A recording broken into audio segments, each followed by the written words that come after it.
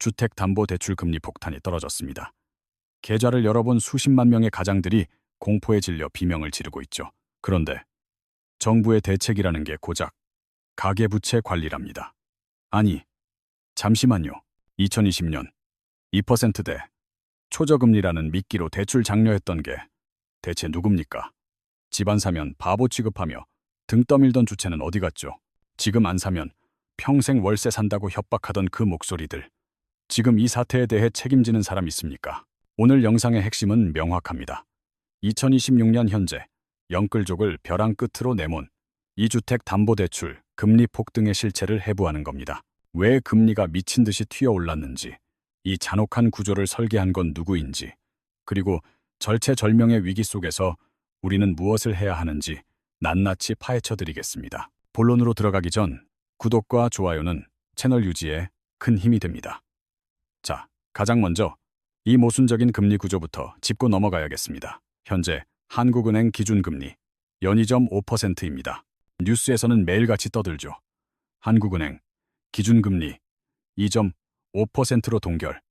이 소리만 들으면 우리가 내야 할 이자도 2% 중반 언저리일 것 같잖아요? 천만의 말씀입니다.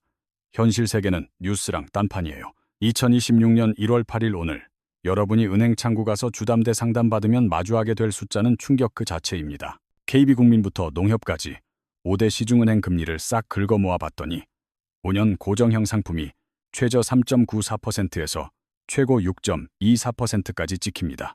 변동금리는 더 가관이죠. 상단이 6.11%를 넘어섰습니다. 심리적 저지선이라던 6% 벽이 완전히 무너져 내린 겁니다. 심지어 일부 은행에서는 금리 7%에 육박하는 살인적인 상품들이 등장하기 시작했습니다. 에이, 설마 7%까지 가겠어? 라고 방심하시나요? 단호하게 말씀드립니다. 이건 공포 마케팅이 아닙니다. 이미 우리 눈앞에 닥친 현실입니다. 그렇다면 한국은행이 말하는 2.5%와 우리가 체감하는 7%, 이 거대한 괴리는 대체 어디서 온 걸까요? 범인은 바로 은행의 마진입니다. 은행은 한국은행에서 2.5%라는 싼 값에 돈을 끌어옵니다. 그래놓고 우리한테는 6에서 7%를 부르죠. 그 차액인 3.5에서 4.5%포인트를 앉아서 챙기는 구조입니다. 은행들은 죽는 소리하며 시장 상황 탓을 하는데요. 그 핑계들을 하나씩 팩트체크해보죠. 첫 번째 핑계, 금융채 5년물입니다. 고정금리 주담대는 보통 이 채권금리를 따라 움직이거든요. 은행이 자금을 조달할 때 발행하는 채권이자라고 보시면 됩니다. 이게 2025년 11월 초만 해도 3.15% 수준이었습니다. 그런데 불과 2달 만인 2026년 1월 3.5%까지 치솟았습니다. 단기간에 0.35%포인트가 급등한 건데 그 배경이 중요합니다. 미국 국채금리가 고공행진 중이거든요. 미국 연준이 금리 인하 카드를 만지작거리기만 하고 정작 내리질 않습니다. 미국 경제가 생각보다 너무 튼튼하고 인플레이션 불씨가 꺼지질 않으니까요. 전 세계 장기 금리가 덩달아 뛸 수밖에 없는 환경이고 한국 금융채 금리도 휩쓸려 올라가는 겁니다. 이게 고스란히 여러분의 주담대 고정금리에 반영되는 거고요. 두 번째 복병은 코픽스입니다. 변동금리 대출자들의 목을 조이는 주범이죠. 은행들의 평균 자금 조달 비용을 뜻하는데 이게 몇 달째 멈출 줄 모르고 오르고 있습니다. 2026년 1월 기준 신규 취급의 코픽스가 2.81%를 찍었습니다. 여기에 은행들이 챙길 마진이랑 리스크 비용을 합친 가산금리를 덧붙이는데 요새 이 가산금리가 1에서 3%포인트나 됩니다. 배보다 배꼽이 더 커지는 형국이죠. 이러니 최종 금리가 4에서 6%, 심하면 7%라는 숫자가 찍히는 겁니다. 하지만 진짜 문제는 따로 있습니다. 정부 정책이 기름을 부었거든요. 바로 2026년 시행된 가계대출 총량 규제입니다. 정부가 은행들 팔 비틀면서 대출 너무 많이 해주지 말라고 압박을 넣은 겁니다. 명분은 GDP 대비 가계부채 관리죠. 은행들은 옳다구나 하고 2026년 대출 증가율 목표치를 2%로 확 줄여버렸습니다. 대출을 안 해주려면 어떻게 하면 될까요? 아주 간단합니다. 금리를 비싸게 부르면 됩니다. 비싸면 빌리지 마. 이런 배짱 장사가 가능해진 거죠. 가산금리를 인위적으로 높여서 대출 문턱을 올려버린 겁니다. 통계를 보면 기가 찹니다. 지난달 은행 신규 가계대출 중 금리 4% 이상을 적용받은 비율이 무려 55.7%입니다. 절반 이상이 고금리 폭탄을 맞았다는 얘기죠. 그중 상당수는 5%, 6%가 넘는 이자를 감당해야 합니다. 시장 논리와 정부 규제가 최악의 시너지를 내면서 2026년의 금리 지옥도가 완성된 겁니다. 자, 이제 타임머신을 타고 5년 전으로 가봅시다. 광기의 2020년, 2021년 기억나시죠? 자고 일어나면 집값이 몇 억씩 뛰던 그 시절 말입니다. 벼락거지 되기 싫으면 지금이라도 살아. 영혼까지 끌어모으는 게 능력이다. 온 나라가 투기판 같았죠. 당시 30대들이 앞다퉈 주담대 막차에 탔습니다. 그때 금리가 연 2% 초반이었습니다. 이자가 싸니까 몇 억씩 빌려도 해볼만 하다는 계산이 섰던 겁니다. 이자 부담이 적으니 레버리지 당겨서 아파트 사는 게 최고의 재테크 공식처럼 통했죠. 그때 가장 많이 팔린 상품이 5년 고정 혼합형이었습니다. 처음 5년은 금리 고정해 드릴게요. 나중 일은 그때 가서 생각하세요. 은행원들의 이 달콤한 제안에 다들 도장을 찍었습니다. 계산 한번 해볼까요? 5억 원을 연 2.5%, 30년 만기로 빌렸다고 칩시다. 원리금 균등 상환으로 월 197만 원입니다. 맞벌이 부부라면 조금 빠듯해도 감당 가능한 수준이었죠. 그런데 그 5년이 지나버렸습니다. 바로 지금 2026년 초가 갱신 시점입니다. 고정금리 방패가 사라진 겁니다. 은행 창구에 갔더니 직원이 무미건조하게 말합니다. 고객님, 이제 변동금리로 전환되셔서 연 6.2% 적용됩니다. 이 점 5%가 순식간에 6.2%가 된 겁니다. 이게 얼마나 끔찍한 얘기냐면요. 남은 원금 기준으로 다시 계산해보면 월 상환액이 약 306만 원으로 뜁니다. 앉은 자리에서 매달 109만 원이 증발하는 겁니다. 더 무서운 건 여기서 금리가 7%까지 오른다면 5억 대출자가 감당해야 할 무게가 상상을 초월합니다. 월 상환액이 235만 원에서 무려 450만 원까지 치솟습니다. 이건 단순히 힘들다 수준이 아닙니다. 사실상 가계 파산 선고나 다름없어요. 내 월급의 전부를 은행이자 갚는 데 털어 넣어야 하는 하우스 푸어의 악몽이 재현되는 겁니다. 이자 비용만 따져봐도 기가 막힙니다. 월 166만 원, 나가던 이자가 290만 원이 됩니다. 허공에 날리는 돈이 매달 130만 원씩 늘어나는 셈이죠. 이걸 버틸 수 있는 가정이 몇이나 될까요? 시뮬레이션을 돌려보죠. 월 500만 원 버는 맞벌이 부부입니다. 세금 떼고 실수령액 850만 원 정도 준다고 칩시다. 생활비 300만 원, 자녀 교육비 150만 원, 보험료랑 통신비 100만 원, 숨만 쉬어도 나가는 돈 빼면 고작 300만 원 남습니다. 그런데 대출 갚는 데만 306만 원을 내야 합니다. 시작부터 마이너스 인생인 거죠. 금리 7% 되면 상환액이 450만 원입니다. 답이 없습니다. 이건 난방비 아끼고 외식 줄인다고 해결될 문제가 아닙니다. 삶의 기반 자체가 무너지는 구조적인 재난입니다. 실제로 대한민국 사교육 1번지 강남 대치동에서조차 학원 끊는 집들이 속출하고 있답니다. 저축은커녕 예금 깨고 적금 깨서 버티는 중이죠. 그것도 모자라 카드 돌려막기로 연명하는 가정이 늘고 있습니다. 이게 2021년 영끌족들이 마주한 2026년의 잔혹한 성적표입니다. 직장인 익명 커뮤니티에 들어가 보면 비명소리가 들릴 지경입니다. 계좌 열어보기가 공포영화보다 무섭다는 글들이 넘쳐나고 있습니다. 이자 막느라 애들 학원 2곳을 끊었습니다. 명절 보너스요? 통장에 찍히자마자 은행이 가져가더군요. 이혼까지 생각한다는 게 빈말이 아닙니다. 요즘 커뮤니티에 이런 절규가 도배되고 있어요. 이게 엄살 같으세요? 월 100만 원만 더 빠져나가도 자영업자는 바로 폐업각입니다. 진심입니다. 2026년 1월 현재 상황을 팩트체크해봤습니다. 주택담보대출 연체율 0.42%, 기타 대출 연체율 0.85%입니다. 1%도 안 되는데 호들갑 아니냐고요? 천만의 말씀입니다. 지난 1년 새 연체율이 2배나 뛰었습니다. 7년 만에 역대 최고치를 찍었다는 게 핵심입니다. 이 숫자의 진짜 의미는 빚을 감당 못해서 두 손 두 발 다 든 사람이 폭증했다는 겁니다. 실거주자들의 자금력이 임계점을 넘었습니다.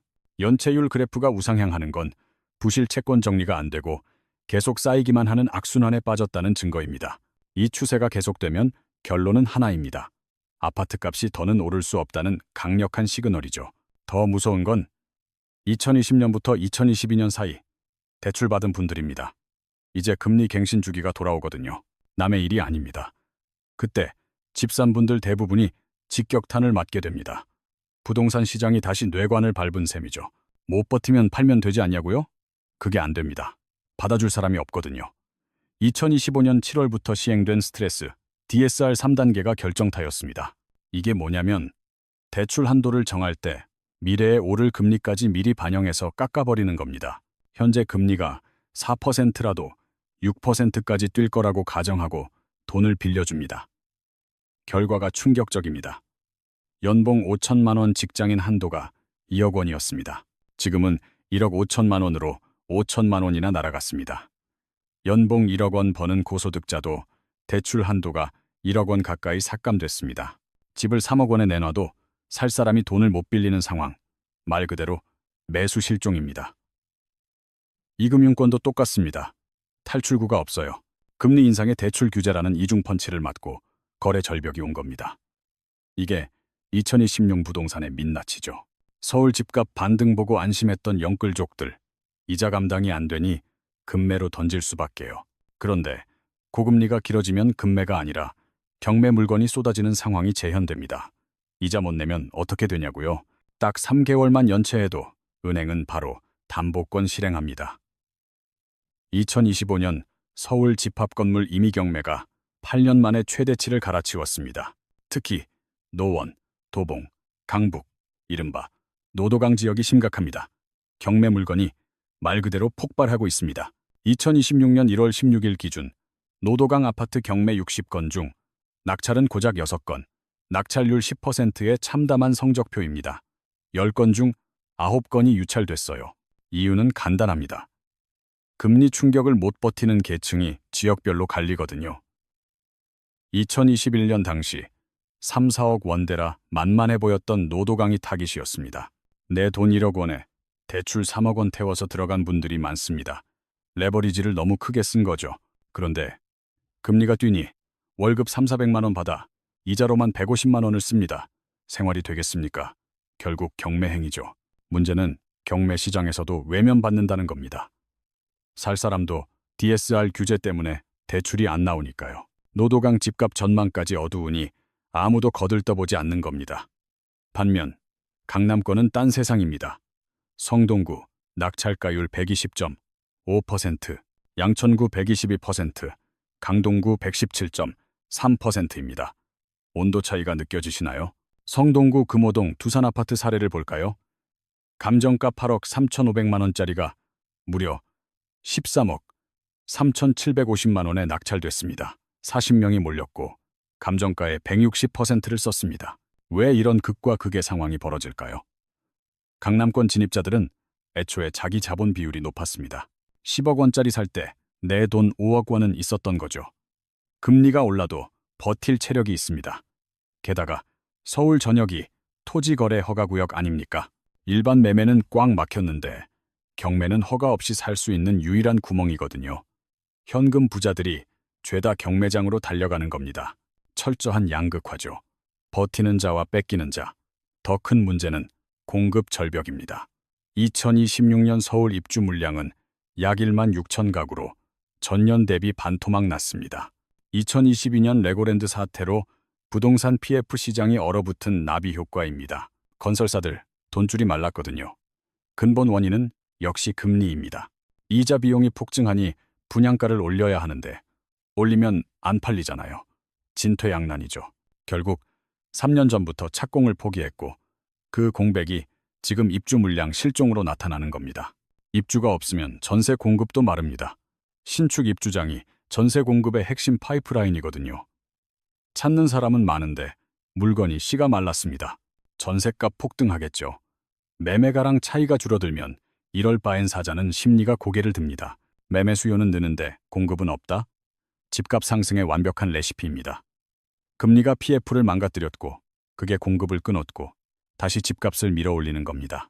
도미노는 이미 쓰러지기 시작했습니다. 상황이 아주 명확해졌죠. 2026년 위기의 본질은 주택담보대출, 금리 폭등입니다. 지금 당장 해야 할 숙제들입니다. 첫째, 은행 앱 켜서 대출 만기일부터 확인하세요. 2021년 대출자라면 올해가 갱신입니다. 가장 위험한 시기죠. 금리 6에서 7% 넣고 다시 계산기 두드리세요. 월 상환액이 얼마나 불어나는지 숫자로 직시해야 합니다. 7% 이자 내고도 지금의 생활 수준이 유지되는가? 이걸 체크하세요. 6개월 이상 버틸 현금이 있는가? 이게 생존을 가릅니다. 고정지출 다 떼고 남는 돈이 월 50만 원 미치다. 이건 경고등 켜진 겁니다. 마지막으로 2026년 1월 15일 금융통화위원회를 주시하세요. 한국은행이 어떤 메시지를 던지는지 그 한마디에 여러분의 자산이 달려 있습니다. 추가 인하를 검토하겠다라는 멘트가 나온다면 그나마 숨통이 트이는 신호입니다. 상반기 안에 금리를 한 번 정도는 깎아줄 수 있다는 뜻이니까 조금 더 버텨볼 명분이 생기는 거죠. 반대로 당분간 현 수준 유지라고 못 박는다면 이건 최소 6개월 동안 고금리 지옥이 이어진다는 경고장입니다. 이자 감당이 버겁다면 빠르게 손절하고 탈출하는 걸 진지하게 고민하셔야 해요. 제 진짜 속내를 말씀드리자면요. 금리가 내려갈 확률, 냉정하게 말해 희박합니다. 오히려 위로 튈 가능성이 훨씬 높아요. 금리보다 더 무서운 게 환율인데 마지노선인 1480원을 뚫느냐 마느냐가 핵심입니다. 지금 원달러 환율이 1450원대에서 턱걸이하고 있죠. 만약 여기서 1500원선이 붕괴된다? 그건 단순 상승이 아니라 국가 시스템의 위기입니다. 은행들은 돈줄을 죄기 시작할 테고 경매 물건은 폭포수처럼 쏟아질 겁니다. 집값 방어? 불가능하죠. 환율이 1480원을 넘어서는 순간 우리는 비상전시체제로 돌입해야 합니다. 물론 우리가 할 수 있는 대응책은 있습니다. 기준금리는 우리가 어찌할 수 없는 신의 영역이지만 내 지갑을 지키는 건 내 몫이죠. 가만히 있지 마시고 첫 번째로 금리 인하 요구권부터 당당하게 행사하세요. 은행 창구 가서 요구할 권리 여러분에게 있습니다. 두 번째 전략은 갈아타기입니다. 주택금융공사의 보금자리론 같은 정책 모기지를 활용해서 조금이라도 싼 이자로 옮겨 타세요. 2026년 1월 들어 금리가 살짝 올랐다고는 해도 여전히 시중은행보다는 훨씬 저렴하거든요. 이 두 가지 카드 중 하나는 무조건 쓰셔야 합니다. 올해는 살아남는 게 목표인 생존의 해니까요. 부동산 전문가나 언론에서 2026년 아파트값 계속 우상향한다라며 희망회로 돌리는 분들 많습니다. 물론 국지적으로 오르는 곳도 분명히 있겠죠. 하지만 시장 전체 판도를 보면 하반기로 갈수록 분위기가 급반전될 수 있습니다. 이 경고를 절대 흘려듣지 마시고 머릿속에 각인해 두세요. 이런 살얼음판 장세에 대출 풀로 당겨서 아파트 사겠다고요? 절대 안 됩니다. 무리한 영끌은 여러분을 벼랑 끝으로 미는 행위예요. 언론이 매일 서울 한강변이나 강남 아파트 신고가 찍었다고 떠들어대니까 다들 그쪽만 쳐다보고 있는데 현혹되지 마세요. 내 자금 사정에 딱 맞는 실속 있는 집을 찾는 게 정답입니다. 시야를 조금만 넓히면 수도권에도 알짜배기 아파트들 널렸습니다. 지금 필요한 건 막연한 기대감이 아니라 계산기를 두드리는 차가운 이성입니다. 늘어난 이자를 내 현금 흐름으로 6개월 이상 버틸 수 있는가? 이게 유일한 생존 기준입니다. 가능하다면 악착같이 버티세요. 2027년부터는 공급 숨통이 트이고 전세난도 좀 풀릴 테니까요. 도저히 안 되겠다 싶으면 지금이라도 털고 나오세요. 집값 조금 손해보는 게 인생 망가지는 것보다 낫습니다. 신용 한번 무너지면 복구하는데 7년이 걸립니다. 딱 3개월만 이자 밀려도 집은 경매로 넘어갑니다. 경매 개시 결정 떨어지면 신용 점수는 박살나고 향후 5년간 대출은 꿈도 못 꿉니다. 언젠간 금리 내리겠지라는 안일한 희망 고문이 순식간에 여러분을 나락으로 보낼 수 있어요. 2026년 1월, 바로 지금입니다. 내 주담대 금리가 몇 %인지, 만기는 언제인지, 갱신 후 이자 폭탄이 얼마인지 오늘 당장 확인하세요. 미루면 늦습니다. 오늘 제 이야기가 뼈 때리는 조언이 되었다면 보통의 경제와 구독, 좋아요 버튼 한 번씩 부탁드립니다. 시청해 주셔서 감사합니다.